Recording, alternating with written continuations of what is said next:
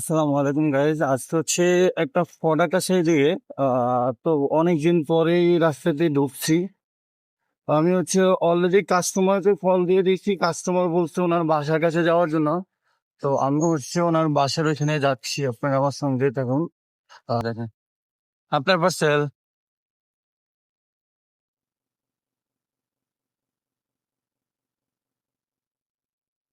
রিয়া নামে না, 1750 খোলা লাগবো।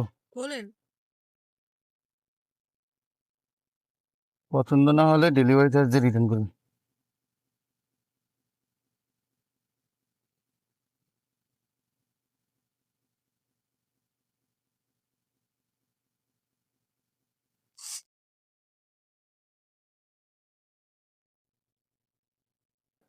সবকিছু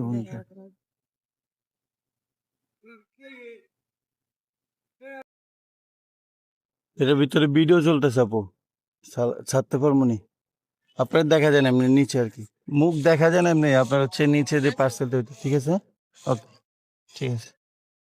তো কাস্টমার আমাকে বলতেছে যে ওনার ফেস যেন না দেখা যায়, ওনার যে ভিডিওটা আপলোড দিতে পারবো।